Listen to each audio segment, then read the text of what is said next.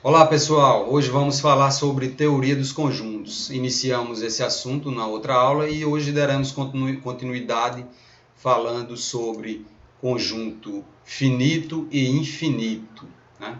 Começa aqui com a teoria dizendo que um conjunto finito, como a própria palavra já dá a dica, ele tem fim, correto?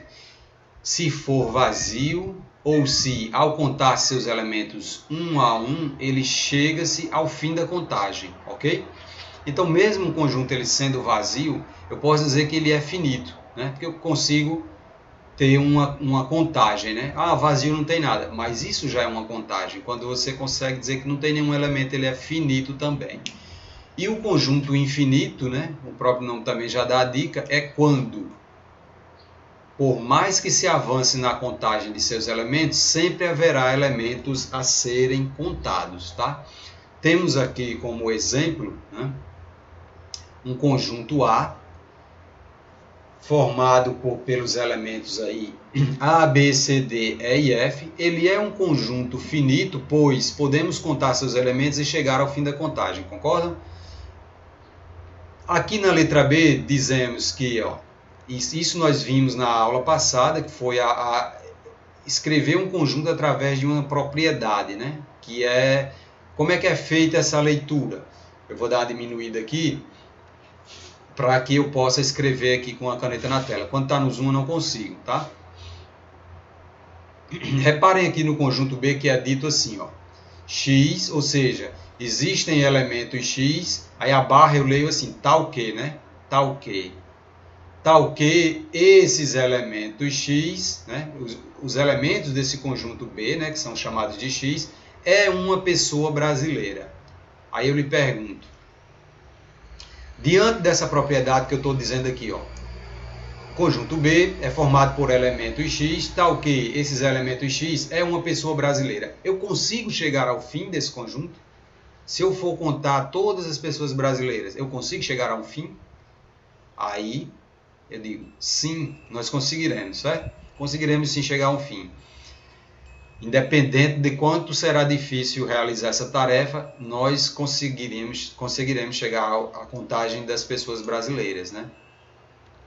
Então, quando eu consigo contar, eu digo que esse conjunto ele é finito, pois podemos contar seus elementos e chegar ao fim da contagem, ok?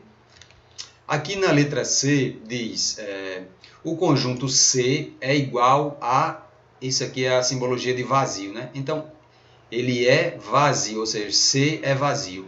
Ele é um conjunto finito, pois é vazio, apesar de você estar dizendo assim, poxa, vazio, como é que é finito? Infinito é que ele não é, né? Porque você não consegue contar nada dentro do vazio. Então, se ele não é infinito, ele é vazio, você chegou a uma contagem. A sua conclusão é de que não tem nenhum, mas você fez uma contagem, chegou nessa conclusão, né? Você chegou a essa lógica de não tem ninguém, né? Então, letra D, não tem nada, né? Letra D, um importante conjunto infinito que vamos usar como referência neste capítulo é o conjunto dos números naturais, né? Então, vocês lembram, a gente vem sempre trabalhando esse conjunto, o conjunto dos números naturais, que é essa letra N aqui, ó. Quando é um conjunto, né? Normalmente se usa uma letra maiúscula, não é obrigatório, né? Eu até coloquei isso na minha atividade anterior, eu destaco lá, que não é obrigatório, mas é usual, é muito usual. É comum você ver uma letra maiúscula e aí você já sabe que já está falando de um conjunto, mas também não é obrigatório. Agora, quando se trata do conjunto dos números naturais, esse conjunto em particular, sim. Esse conjunto, você nota que a letra N tem uma barra dupla aqui do lado, né? Não é um N qualquer, é um N maiúsculo, mas que tem uma barrinha dupla. Ele é um N desse tipo aqui, ó. É um N, tá? Mas que tem uma barra dupla aqui. Todos os conjuntos numéricos, como Z, né, eles têm uma barra dupla aqui, ó, Q, depois I de irracionais, depois R de reais, né? N, Z, Q, né? É isso.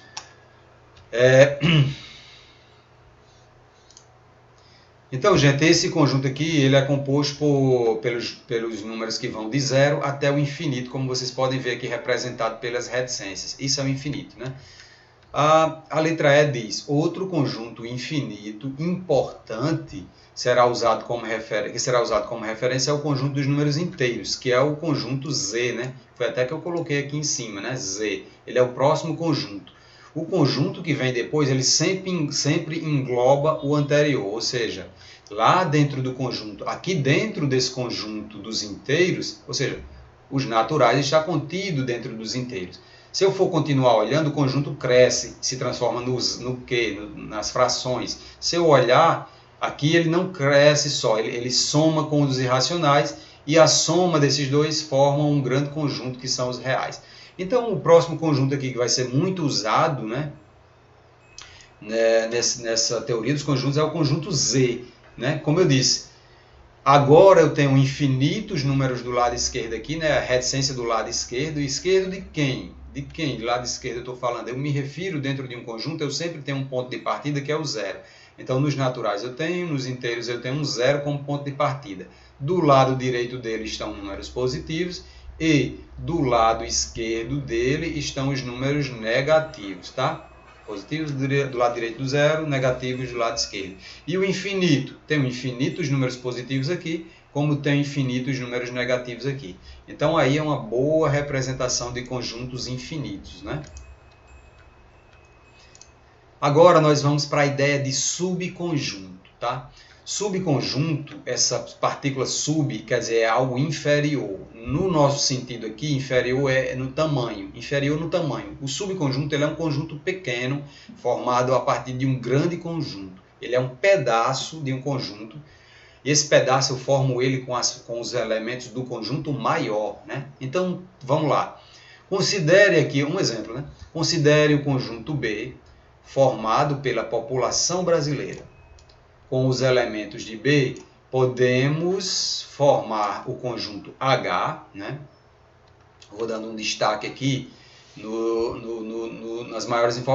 nas principais informações. O conjunto B da população brasileira está aqui, formado pelos elementos, com os elementos de B, nós podemos formar um conjunto H, que será o conjunto dos homens brasileiros. E também podemos formar um conjunto M, que seria um conjunto das mulheres brasileiras, né? Então, os conjuntos formados, que foram H e M, eles são subconjuntos, né? Por quê? Porque eu formei ele a partir do grande conjunto, o conjunto da população brasileira, né? Então, eu separei um conjunto com os homens, H, e o conjunto das mulheres menores, né? Tanto dos homens é menor do que o todo, como das mulheres é menor do que o todo, né? Então, se um conjunto T de pessoas possui como elemento pelo menos uma pessoa que não seja brasileira, dizemos que esse conjunto T ele não é subconjunto de B, tá? É isso. Né? Então, se eu estou falando que o grande conjunto ele é só da população brasileira, né? E aí eu falo que existe um conjunto T que é formado por pessoas estrangeiras, é claro que eu vou dizer que esse conjunto T ele não pertence ao grande conjunto B da população brasileira. Por quê? Porque no conjunto T são estrangeiros, né? Então, olha, quando eu relaciono dois conjuntos, a linguagem que se usa para relacionar um subconjunto, né? Ou seja, conjunto com conjunto, ou seja, um menor com um maior, né? H, né, o conjunto das mulheres, ele é menor, ele é subconjunto. A linguagem que eu uso é está contido, que é esse C aqui que eu estou dando destaque aqui para vocês. Ó. Esse C achatado, né? Então aqui, ó, H está contido em B, certo? Tá aqui, ó. Como é que se lê, né? Lê-se assim, ó, H está contido. Esse está contido em é o sinal, esse sinal, essa letra C. H está contido em B. Por que eu uso está contido e não uso aquele pertence, hein, professor? Aquele pertence, que também pode ser não pertence, né? Pessoal, esse pertence nós usamos quando estamos falando dos elementos, certo? Do conjunto, né? Cada partezinha lá do conjunto. Agora, quando eu falo o conjunto todo de uma vez, por exemplo, H é o conjunto dos homens. Eu não estou falando apenas de um homem, ou de dois, ou de três. Eu estou falando do conjunto todo, do subconjunto todo. Então, para falar de conjunto para conjunto ou de subconjunto, né? Por quê? Porque o subconjunto, ele é um conjunto também, porém ele é um conjunto menor, né? Ele é menor do que o de referência que foi que eu tive. Então, ao tratar entre conjuntos, ou como você queira chamar de subconjunto, nós usamos essa nomenclatura aqui, ó, esse sinal de contido. Está contido em. Ou, se eu tracejar ele, eu nego a informação. Eu digo, não está contido em. Né? Por que eu estou falando isso? Porque aqui, ó, vamos dar uma sequência aqui. Aqui lendo aqui, ó.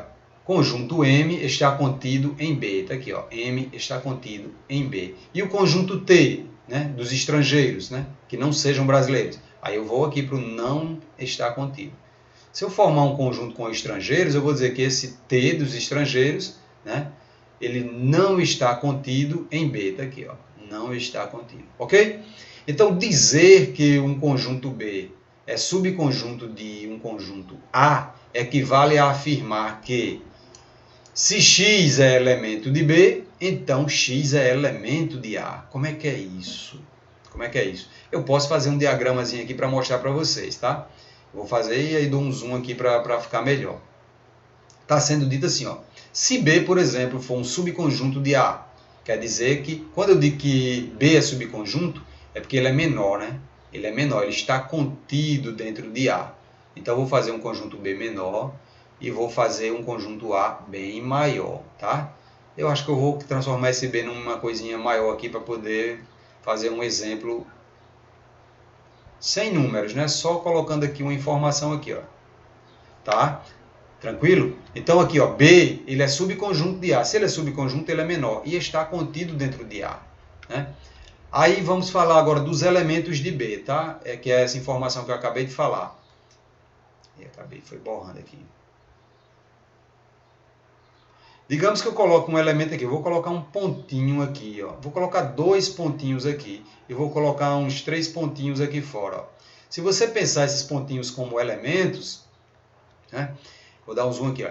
Um elemento que está dentro, essa bolinha aqui, esse pontinho que está dentro do conjunto B, automaticamente ele também está dentro de A, não é isso? Essa outra bolinha também. Porém, essas 3 bolinhas aqui, que seriam elementos, né, representam aí elementos, essas que estão aqui fora de B, né, elas estão dentro de A, sim, mas não pertencem a B. Então, para eu dizer que um elemento ele pertence aos dois, ele tem que pertencer ao subconjunto, né? Ele tem que estar dentro do conjunto menor para poder ele pertencer aos dois, a B e a A. Já os elementos aqui de A, não, eles não pertencem a B, tá? Eles não pertencem ao subconjunto. Então, foi essa informação que foi dada aqui nesse destaque em azul aqui, ó. Eu passei. Então diz aqui, aqui embaixo diz, olha, observe que a definição B está contido em A não exige que B possua algum elemento, mas se possuir, todo elemento de B deverá pertencer a A. Justamente, foi o que eu acabei de explicar. Todo elemento que estiver aqui dentro de B deverá pertencer a A. Foi isso também que foi dito aqui nessa informação aqui em azul. A sentença que diz, né? A gente chama isso de sentença, né? Que é essa forma de escrever assim, ó. H está contido em B. Isso é chamado de sentença. Então, a sentença que diz B está contido em A, deixa eu dar um zoom aqui para vocês irem lendo, ó. B está contido em A equivale à sentença A contém B. Ah, olha só. Se eu inverter o C para o outro lado, em vez de estar contido, ele vai ser lido como contém. Não é verdade? Então, a sentença B não está contido em A equivale a essa sentença aqui. A não contém B. Tranquilo? Está aqui, ó. A não contém B. Vou tirar o zoom aqui e vou procurar um espaço aqui para colocar maior para vocês. Tá? Deixa eu apagar isso. Vou escrever até aqui em cima. Ó. Está contido. Não está contido. O contrário, virado ao contrário, contém e não contém, certo? Vou agora dar, por exemplo, vou dar um exemplo aqui, tá?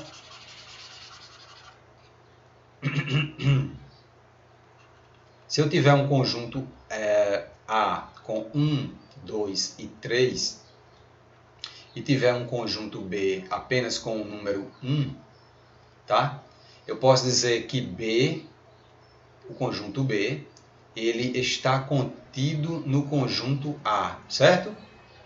Ou posso dizer que A contém o conjunto B. Também podemos dizer o contrário. Nós podemos dizer que vou criar um conjunto C, tá? Para poder falar uma nova informação. Vou colocar aqui em cima, tá? C, eu vou dizer que C é composto pelos números 4 e 5. Aí agora eu posso dizer que C não, aliás, C não está contido em A, correto? Não, porque A é o conjunto 1, 2, 3 e C é 4 e 5. Então C não está contido em A. Ou posso dizer o contrário, posso dizer A não contém C, correto? Ok. Então, temos aqui, tem até vários exemplos aqui, né? Vejam, vamos aqui pela ordem. Temos um conjunto A com 2, 5 e 3, e está dizendo que ele está contido em 2, 5, 3, 8 e 9. Podemos confirmar isso? Podemos dizer se isso é verdadeiro ou falso? Sim, né? Podemos. É verdadeiro. Dá para perceber que 2, 5 e 3 estão aqui, ó.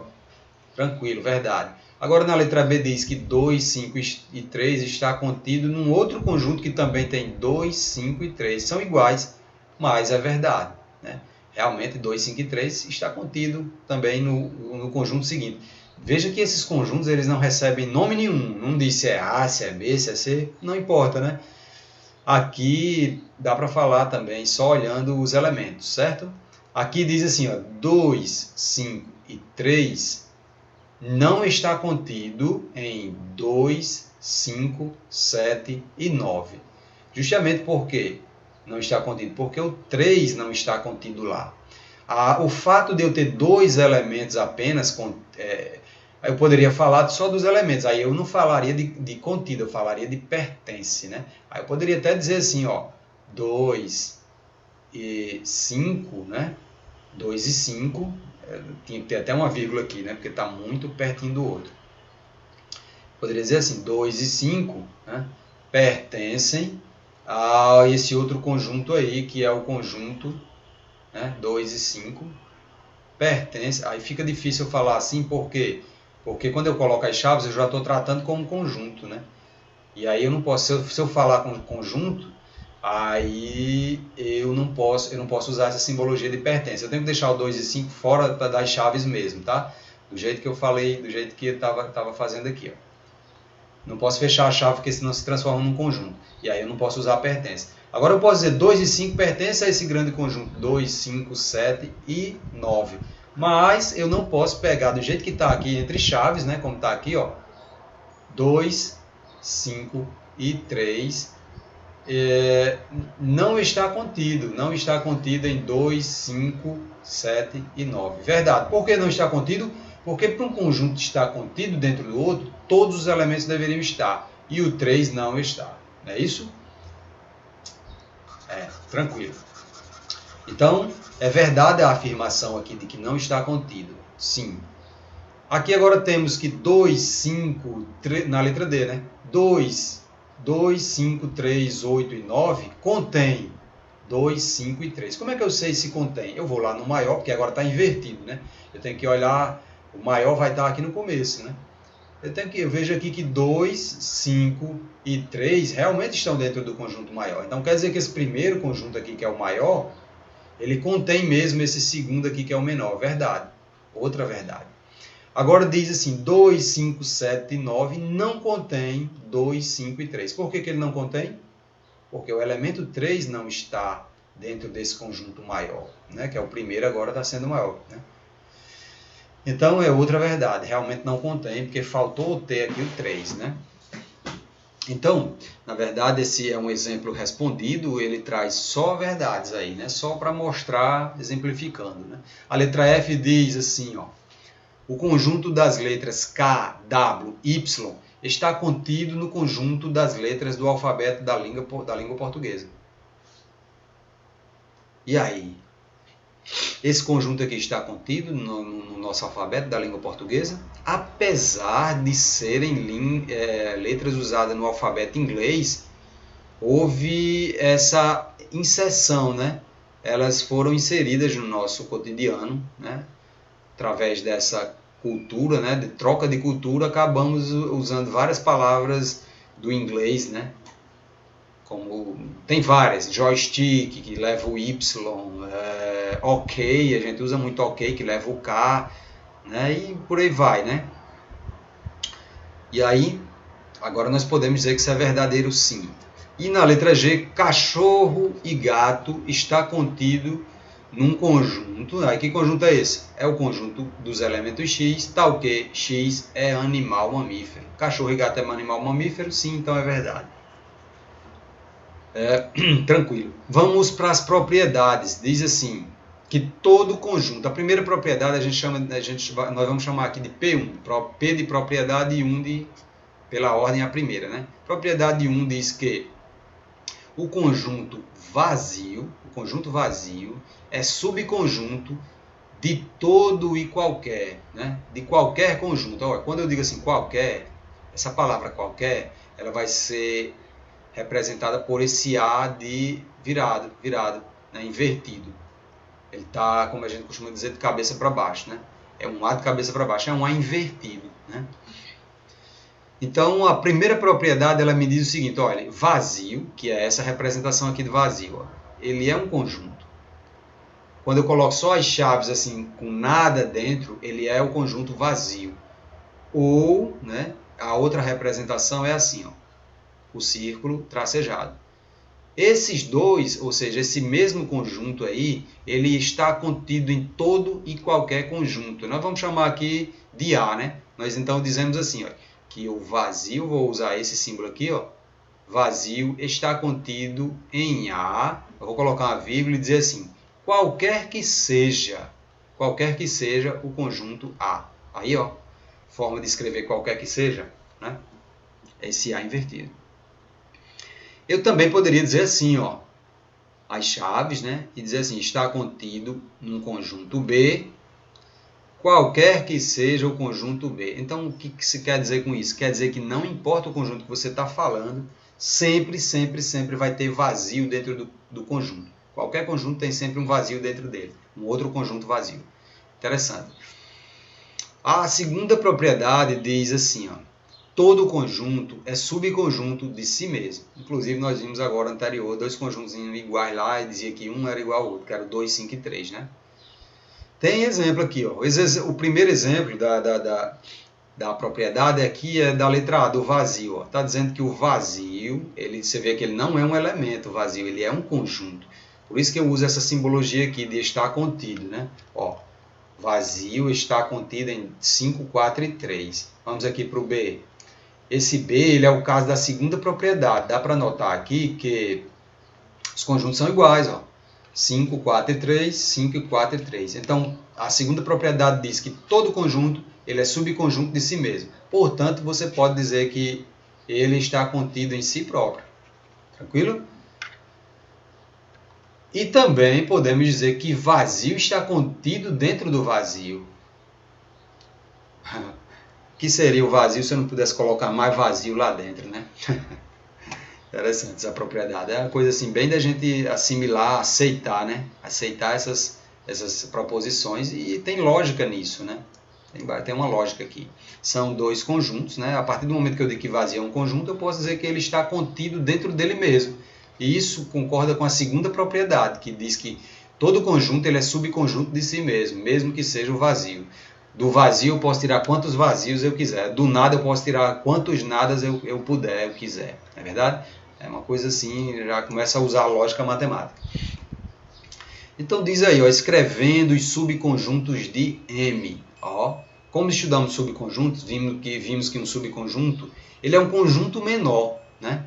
Ele é um conjunto menor. E eu posso formar ele a partir de um conjunto maior. Né? Então, nesse exemplo aqui é dado um conjunto M, que ele é formado pelos elementos minúsculos aí, ó, A, B e C. E nós vamos escrever agora, a partir dele, desse conjunto que tem 3 elementos, vamos ver quantos subconjuntos nós conseguimos escrever, né? Sem repetir. Né? Sem repetir os elementos? Não. Sem repetir o mesmo subconjunto, tá? E quando eu digo repetir o elemento, vocês vão entender também o que eu quero dizer com isso, tá? Ó, então de A, B e C eu começo criando pequenos subconjuntos. Eu posso escrever primeiro, eu vou coloquei aqui em destaque, né? Eu posso escrever o vazio, posso fazer um conjunto só com o vazio, tá? Que é a propriedade 1, né? Essa propriedade 1, tá? Posso fazer do A, B e C, eu posso abro chaves, né? Porque quando eu coloco dentro de chaves, eu já estou dizendo que isso aqui é um conjunto. Esse elemento, só um elemento dentro de chaves, ele agora é um conjunto. Veja a diferença, ó. Quando eu escrevo o A minúsculo aqui solto, no vazio, eu digo que ele pertence ao conjunto A, B e C. Opa, não pode ser parênteses, não. É obrigatório ser chaves, não é verdade? Aí quando eu coloco o A minúsculo aqui dentro das chaves, eu não posso mais falar em pertence, não. Agora ele entrou dentro de chaves, ele agora não é mais um elemento sozinho. Ele em si é um subconjunto. E aí eu deixo de usar pertence para usar está contido em A, B e C. Fecha chaves. Opa! Ih! Ai, ai. Acabei saindo, tá? É porque... Entendido? Então é isso, olha. Quando o A é só o elemento, ele fica fora das chaves, eu digo que pertence. Quando ele ganha umas chavezinhas, ele é um subconjunto do maior e ele ganha o está contido, o sinal do meio aí. Então eu consigo formar também outros subconjuntos. Consigo formar um subconjunto só com o B, outro só com o C. E agora você vê que eu comecei vazio, depois fui formando subconjuntos apenas com um elemento. Formei 3, né? Formei 3. Agora eu vou formar subconjuntos com 2 elementos, pegando A e B. Depois eu pego A e C. E depois eu pego B e C. Aí você diz assim, ô professor, ô Marcos, vamos aí fazer, por que nós não fazemos então aí um conjunto? Você já fez A e B, por que você não faz B e A? Né? Eu vou colocar aqui, ó. Você fez aí, Marcos, A e B. Então faça B e A. Eu quero dizer para vocês o seguinte, que na teoria dos conjuntos, isso é a mesma coisa. Esse subconjunto AB, ele é o mesmo subconjunto BA. Por quê? Porque ele possui os mesmos elementos. Mudou a ordem, mas não muda o conjunto, tá? Outra coisa também é você tentar repetir, né, os elementos. Tipo assim, eu formei um conjunto com A e B, eu vou formar um conjunto com A e A 2 vezes ou 3 vezes, tá? Tipo assim. Isso aqui não é possível, certo? Porque não é permitido dentro dos conjuntos repetir elementos, tá? Não se repete, entendeu? Porque no final das contas, na teoria dos conjuntos, eles são a mesma pessoa, a mesma coisa, né? São o mesmo elemento. Então não pode. Então tem que ter essa diferenciação, né? Tem que ser formado com elementos totalmente diferentes. Veja que no conjunto AB, ele não é igual a AC. Por quê? Porque quando eu falo que aqui tem 2 elementos, aqui deveriam, para eu não repetir, deveria estar BA, mas não, está AC, entendido? Como o meu exemplo aqui, ó, A e B, B e A. Os dois são iguais aqui entre si, né? Entre si. A e B é igual a B e A, só mudou a ordem. Aqui não, aqui eu já mudo um elemento. Quando eu comparo A e B com A e C, eu já não tenho mais aqui a repetição nem de B nem de C num e no outro. Entendido? E aqui eu Professor, Pois não. A pessoa pode repetir. Então tá. Então é isso. Olha, nós formamos aqui conjuntos com 2 elementos, né? Agora, primeiro formamos com um, A, B e C. Depois formamos com 2, A e B, A e C e B e C. O cuidado é não repetir elementos. Aliás, não é que não repita, é não repetir os mesmos elementos. Basta trocar um elemento que o conjunto já passa a ser diferente, né? Como eu tinha explicado aqui, ó, para vocês. Aqui era 5, 4 e 3, e aqui era 5, 4 e 2. Nós trocamos um elemento, tiramos o 3 e colocamos o 2. Então são 2 conjuntos diferentes. Aqui embaixo, quando eu comparei um com o outro, 5, 4 e 3, embaixo ficou 5, 3 e 4. Só mudou a ordem, então não muda o conjunto. Mudar a ordem não muda o conjunto. O que muda um conjunto é mudar pelo menos um único elemento, já muda tudo. E aí nós tínhamos feito aqui elementos conjuntos com um elemento, depois fizemos com 2 e por último fizemos um conjunto com os 3. Por quê? Por que com os 3? Se é igual ao conjunto anterior, professor, eu disse que não podia repetir. Claro, veja, quando eu estou formando subconjuntos, existe a propriedade 2 que diz que eu posso formar um subconjunto, né? A propriedade 2, todo conjunto é subconjunto de si mesmo. Então, aqui eu posso, né? Quando eu tenho um conjunto maior A, B e C, é a única vez que eu posso repetir. É quando eu formo um subconjunto dele mesmo, entendido? Eu tinha um conjunto maior que era A, B e C, e eu posso, pela propriedade 2, fazer um pequeno subconjunto, um subconjunto dele mesmo. Ou seja, porque todo conjunto é subconjunto de si mesmo, conforme foi dito na propriedade 2. Pronto, esse é o único momento que eu posso fazer uma repetição. Tranquilo? É isso. Então, sendo assim, quantos subconjuntos nós podemos formar a partir do meu conjunto? Veja que de um conjunto que tinha 3 elementos, eu consegui formar 1, 2, 3, 4, 5, 6, 7, 8. 8 subconjuntos, né? Ou também pode dizer 8 conjuntos, né? Porque todo subconjunto, ele também é um conjunto, né? Por si mesmo, né? Por si mesmo. Apesar dele ser subconjunto do grande, analisando ele em particular, por ele estar aqui dentro das chaves, agora ele também é um conjunto. Tranquilo? Então, quando tem 3 elementos, eu consigo formar 3 subconjuntos do conjunto maior. É possível calcular esse número de subconjuntos sem ter que escrever cada, do jeito que a gente escreveu assim? É possível, existe uma fórmula matemática que calcula, né? Tem como, depois eu apresento ela para vocês, tá? Agora vamos falar de igualdade de conjuntos. Foi aquilo que eu acabei de explicar quando eu estava escrevendo as partes dos conjuntos, certo? A igualdade do conjunto, ela ocorre quando você não muda nenhum elemento e muda só a posição. Tá aqui, ó. Esse é o caso. Eu tenho um conjunto aqui, 1, 2, 3, e está sendo dito que ele é igual ao conjunto 3, 2, 1. O que aconteceu aqui? Foi mudada apenas a ordem. Então, como eu disse, não muda nada. Se mudar a ordem, você não muda o conjunto. Para mudar o conjunto, você teria que trocar pelo menos um elemento. Então, aí está permanecendo o mesmo conjunto. Então, fica simples você saber se é igual, né? Ah, mudou a ordem? Então é igual. Mudou só a ordem, os elementos são os mesmos. Então, é uma igualdade. Então, nós podemos dizer que dois conjuntos A e B são iguais se A é igual a B, claro. Não, se e somente se o A está contido em B e o B está contido em A. Então, se eu viesse aqui e desse nome a esses conjuntos aqui, ó. Deixa eu dar uma diminuída para pegar a caneta. Se eu viesse aqui e dissesse assim, ó, esse conjunto 1, 2, 3, ele é o conjunto A, certo? E esse conjunto 3, 2, 1, que são os mesmos elementos, ele é o conjunto B, tá? Eu posso dizer que o conjunto A está contido dentro do conjunto B? Olhando aí, eu digo sim, está. Por quê? Porque todos os elementos, o número 1, o número 2 e o número 3, está aqui dentro. Está aqui, 1, 2, 3. E também, né? E não ou. E também posso dizer que o conjunto B está contido dentro do A. Como assim? Eu ia aqui e olhar, ó, os meus números no B, 3, 2, 1, está contido aqui no A? Está aqui, ó, 3, 2, 1, só está mudada a ordem.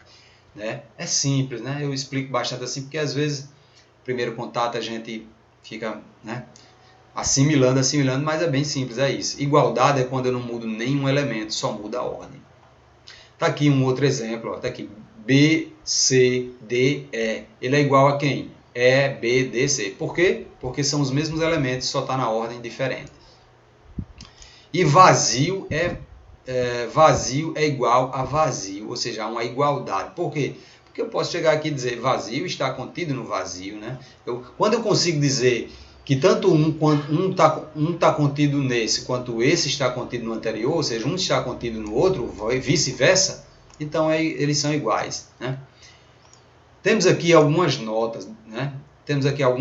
Informações. Ó. Indicamos que dois conjuntos A e B não são iguais, fazendo isso, ó, colocando um sinal, tracejando o sinal de igualdade. É a forma que nós usamos para dizer que dois conjuntos não são iguais. Nós dizemos que eles são o quê? Diferentes. E o diferente, ele é a igualdade tracejada, né?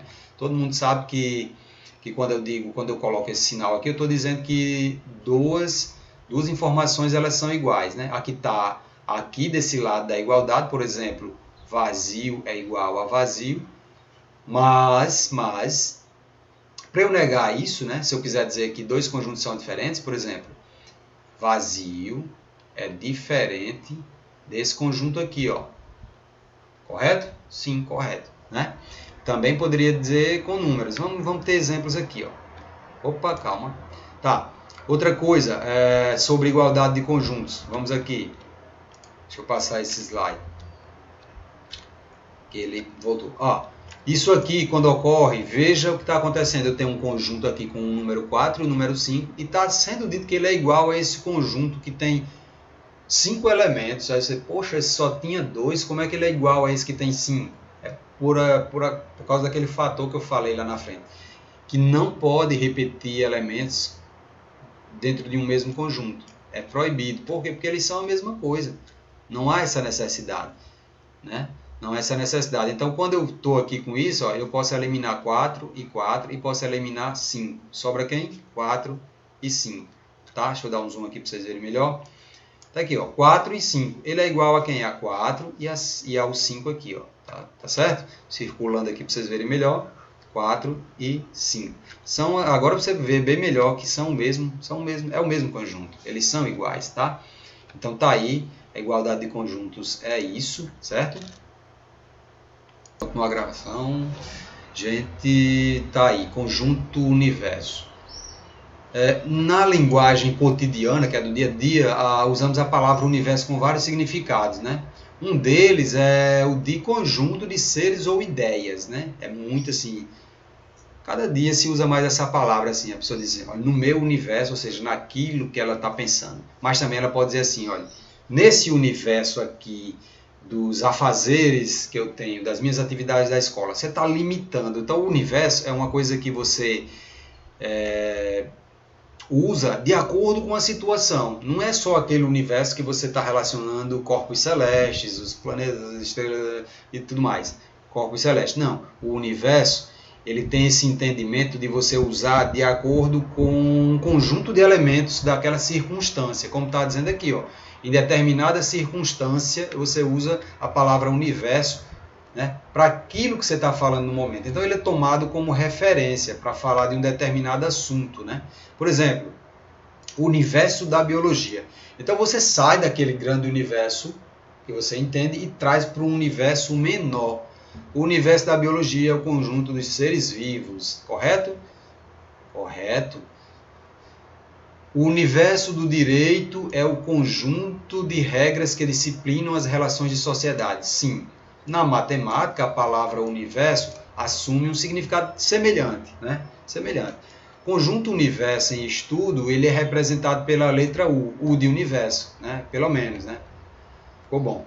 E é aquele a qual pertencem todos os elementos relacionados com esse estudo, né? Então, aqui na matemática, o universo ele pode ser vários, desde que eu relacione assuntos da matemática.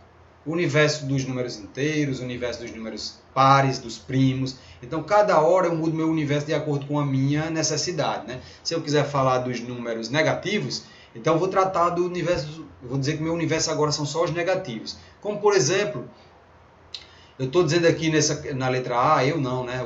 O autor diz aqui, né, que, na verdade, isso aqui é todo relacionado ao livro, né?